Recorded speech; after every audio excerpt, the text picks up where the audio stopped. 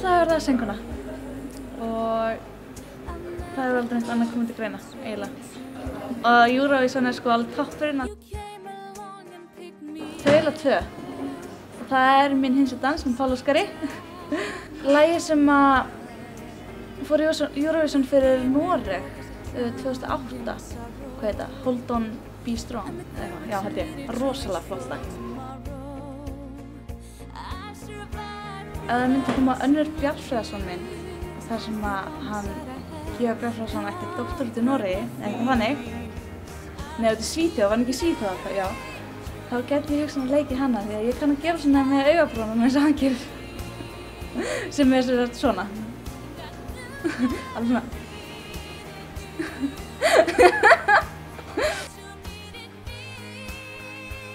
Ég veit kannski ekki alveg uppáhaldsminningu, en ég man að fyrsta Eurovision-minningin mín var hérna 1997 þegar Páll Óskar tók þátt með minn hinsti dans og það var alveg mjög sérstakt að eiga þá fyrstu minningu.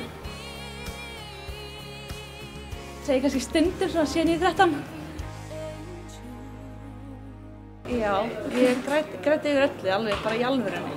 Extreme Makeover Home Edition, við köllum það grenjukvöld af því að ég og mamma grétum í kór og alveg séu bókum. Street Kid bókin, ég grét mjög mikið yfir henni og hún er mjög sorgleg. Einu tónleikarnir sem ég vil að fara á eru með Duran Duran og þeir voru mjög skemmtilegir. Þannig að þeir séu ekki bestu og eftirminnilegustu einu tónleikarnir sem ég hef farið á.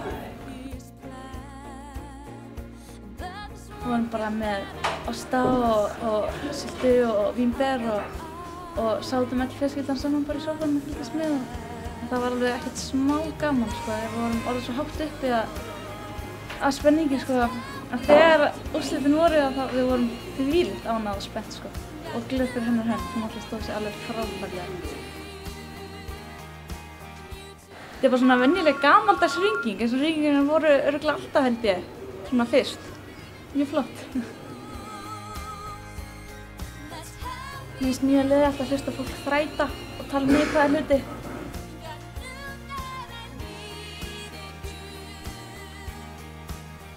Erfitt oft að finna svarið og ég vona því að finna það hjá þér.